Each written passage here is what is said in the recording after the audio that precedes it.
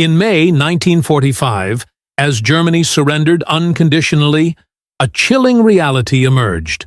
Over 1,800 of the war's most terrifying Tiger tanks had been built, yet hundreds lay scattered across Europe, abandoned or destroyed, sparking a frantic Allied race to capture, test, and seal their fate forever. As the Third Reich crumbled in early May 1945, the Panzerwaffe had all but vanished as a combat unit. Tiger I and Tiger II tanks stood frozen across the continent, crippled by empty fuel tanks, mechanical failures, and relentless Allied attacks. Crews had fled, many of them, leaving the beasts stranded along roadsides, in dense woods, or at the fringes of shattered battlefields where they had made their last stand.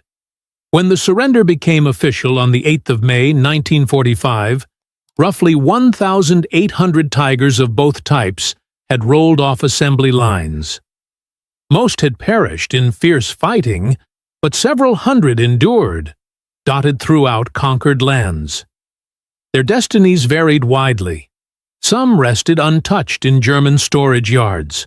Others were sabotaged by their own operators to evade enemy hands. Many simply stalled in the turmoil of those final days, their engines silenced by scarcity. At proving grounds such as Kummersdorf and Hillersleben, Allied experts uncovered Tigers in different stages of assembly, along with blueprints, parts lists, and operator guides. In Bavaria, United States troops stumbled upon Tigers at the Henschel plant. In northern Germany and Austria, British soldiers found forsaken heavy tank groups. On the Eastern Front, Soviet forces swept over Tiger strongholds in Silesia, East Prussia, and Czechoslovakia. The range of states astonished Allied armor specialists. Some machines looked almost new, handed over by units that capitulated whole. Others bore the ruins of deliberate explosions inside, their turrets ripped away by determined Germans. Plenty carried battle wounds, from pierced plating and shattered tracks to charred motors and the dents of weapons that had finally halted them. Unlike planes that could soar off, these colossal tanks posed a massive transport hurdle, each Tiger I tipping the scales at over 50 tons, the Tiger II, even bulkier, at 70 tons. Shifting them demanded special gear, train cars, or powerful tow rigs. The Allied Control Commission set firm rules. Every German armored machine must be locked down at once, its armaments neutralized, and its tanks emptied. A heated discussion flared in Allied headquarters. Some pushed to obliterate the Tigers as emblems of Nazi might. Others saw their worth for secrets, especially the steel makeup, sighting gear, and that infamous 88mm cannon. What unfolded in those post-surrender weeks revealed that the Tiger's myth would endure far beyond the tanks, even as they were methodically broken down or pushed to their limits in trials. With Germany's defeat sealed, the Allies rushed to grab and dissect Tiger tanks. Each nation had clashed with them on the field, suffering losses to their deadly fire. And now they could unravel the mysteries of these juggernauts and grasp why they proved so hard to vanquish. The United States acted swiftly. Their armored divisions had met Tigers in North Africa, Italy, and France, always with awe, and often at great cost. Ordnance branch sleuths fanned out through Germany and Austria, pinpointing sound specimens for scrutiny. Back at the Aberdeen Proving Ground in Maryland, technicians readied spaces for incoming enemy hardware. One early Tiger sent to America hailed from North Africa, seized in the Tunisian fights of 1943. By the war's close, more arrived from Europe. American experiments zeroed in on armor breaching, gauging how various anti-tank arms fared against Tiger hulls from different distances and slopes. They blasted with United States 75mm, 76mm, and 90mm cannons at seized frames, noting which shells could crack the defenses and how. The outcomes echoed what crews had learned the hard way. The Tiger's forward plating resisted most Allied tank fire at typical battle spans. Tests proved the 75mm on common Shermans rarely pierced a Tiger's front, even up close. The 76mm did somewhat better, but still faltered. Only the 90mm on advanced models like the M26 Pershing could tackle Tigers head-on with assurance. The British carried their own grim memories of Tigers, from initial clashes in Tunisia to the Normandy struggles, where crews dreaded the 88mm that could smash their Cromwells and Churchills from afar, beyond effective reply. At the School of Tank Technology in Chertsey and at Lulworth, British specialists ran deep assessments on taken prizes. Their work went beyond plating to probe the Tiger's inner workings, stripping down motors, gearboxes, and wheel setups, cataloging the clever designs that made it mighty yet intricate. Reports praised the overlapped wheel arrangement for smooth travel, but warned of its tendency to clog with mud or frost. They detailed the Maybach power plant's strength alongside its thirst for fuel and repair needs. At Bovington, a Tiger I grabbed in Tunisia starred in British reviews. Drivers marveled at its agility despite the bulk, thanks to smart steering. Gunners lauded the crisp German optics and the 88mm precision. Yet accounts also stressed dependability woes, the hassle of fixes in the field, and the huge supply strain each Tiger imposed. The Soviet Union had battled more Tigers than anyone, from Kursk's epic clashes to Berlin's fall, where their tank hordes locked in brutal duels with heavy battalions.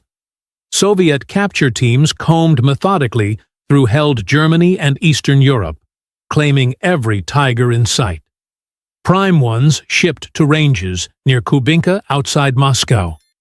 Soviet probes were exhaustive and unyielding, firing nabbed German weapons at Tigers to spot weak points, and testing their own 85mm, 100mm, and 122mm guns against the armor to refine attack methods. Stalin personally eyed German heavy tank advances, urging designers to weave in insights for fresh builds like the IS-3 and T-10 heavies. Soviets snagged Tigers in odd spots too, like repair shops in Prague, or full training bases in Silesia with instructional machines. Some got fixed up briefly for show, parading Soviet command over faux tech.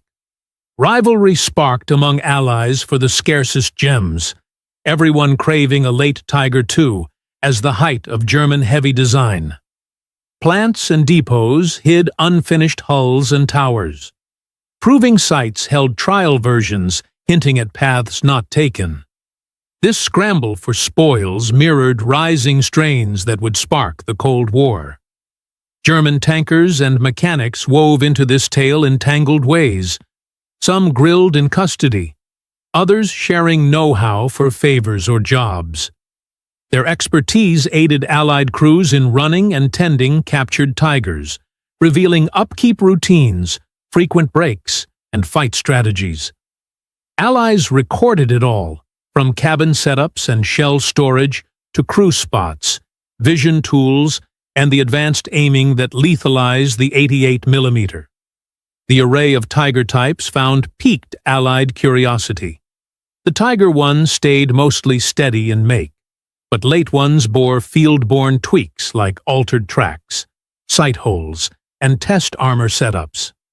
The Tiger II showed bigger shifts, with early ones sporting unlike turret shapes from later. At Henschel Works, teams unearthed schemes for unmade offshoots, like gun hunters and haul rigs on Tiger bases. Especially prized were Tigers with full papers, units keeping detailed fix logs of every glitch, mend, and skirmish. These gave real-world views specs alone missed, showing usual failure paces, part lifespans, and the vast spares needed that hobbled Tiger units afield. Allied supply chiefs pored over them, seeing that German armor's true flaw lay not in form, but in upkeep.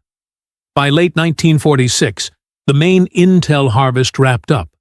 Scores of tigers had been poked, gauged, and picked apart, their truths inked in vast reports. These shaped coming Allied tanks, from plating plans to cannon might to aim controls. But for most wartime survivors, doom loomed, wholesale wipeout.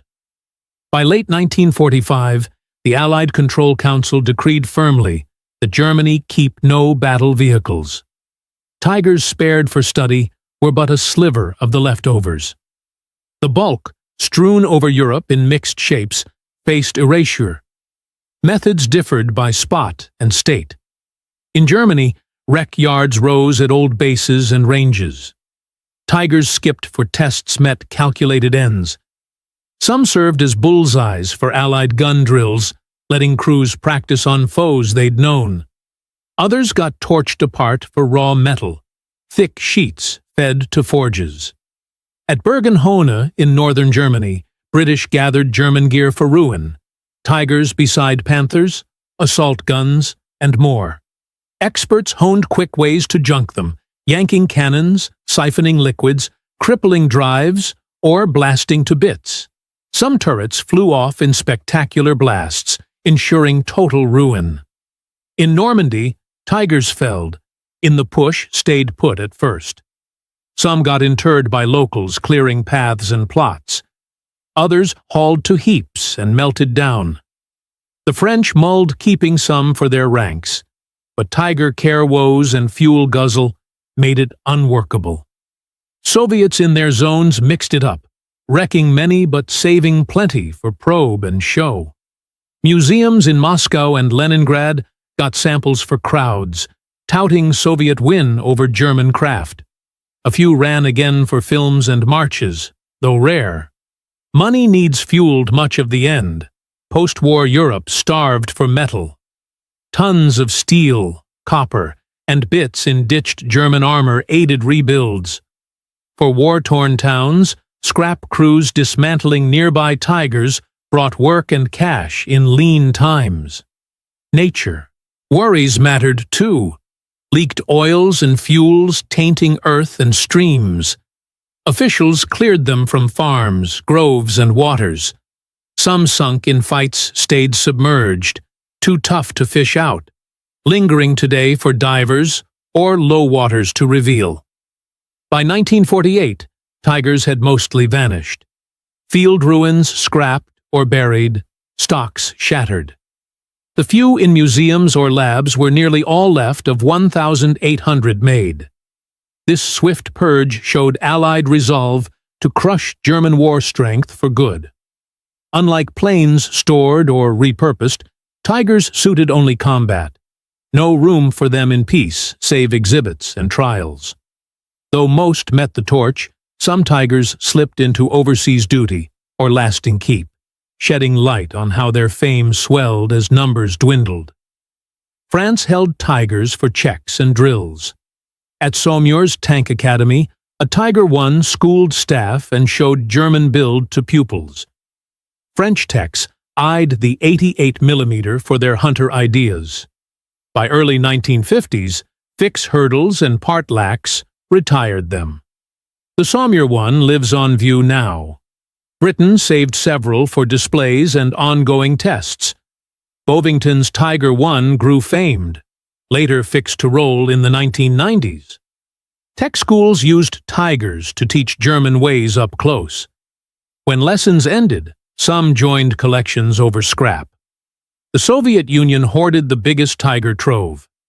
Museums from Moscow to Warsaw to Prague got shares. Some fixed with scars to hail Soviet grit. Others stowed for shows or history days. Their haul let deeper dives than West could do. No land ran Tigers in fights post-war. Too fiddly, thirsty, and spare-hungry. Unlike Messerschmitt 109s or Junkers 52s in spot use abroad, Tigers proved too niche and costly. But their renown slowed scrapping as history woke. By 1960s, scholars and curators saw how few endured. Hunts started for lost hulks in bogs, woods, and fields of Eastern Europe. Many came partial or wrecked, but even bits held worth. Tiger revivals turned niche craft. Spots like Bovington poured years into motion-ready Tiger I, done in 1990s. Others aimed static, halting rust, saving remnants. Rare collectors nabbed Tiger parts, though full ones stayed ultra-scarce and dear. Today, mere handfuls of whole Tigers stand global. Bovington's Tiger I alone moves, sparingly to guard the unique relic. Others dwell in Russian, French, German, British, and United States halls, each echoing not one tank, but the full breed that reshaped armor wars. Tiger II survivors persist too, like L'Église in Belgium, ditched in the bulge and kept as reminder. More at Kubinka, Fort Benning, and Europe spots, mute to Third Reich's end. Tiger rarity fuels deep study today, each probed, snapped, and sized by experts for lost clues. From scopes to sets to shell holders, finds get logged. Survivors are beyond price historically. What escaped quick post-war doom was chance, tanks in lucky spots, taken by savers or missed in scrap rush. The 40s sweep left under 1% of Tigers, shards of a myth that ballooned as tanks faded. The Tiger's post-war saga tells of fast ruin, then gradual grasp of the loss. In zeal to break Nazi arms, Allies erased most of history's top-studied tanks. When seekers aimed to save, slim pickings remained. Hunts go on, rare finds from groves or beds stirring buzz, even if unrestorable. They nod how swift even giants vanish, and how peace recast German armor's tale like the Luftwaffe's. If this stirred you, check what befell the Panzerwaffe's Panther tanks after World War II next. It traces how Germany's top medium tank got seized, probed, and spread worldwide post-war. Like this? Subscribe, ring the bell for more. Thanks for watching.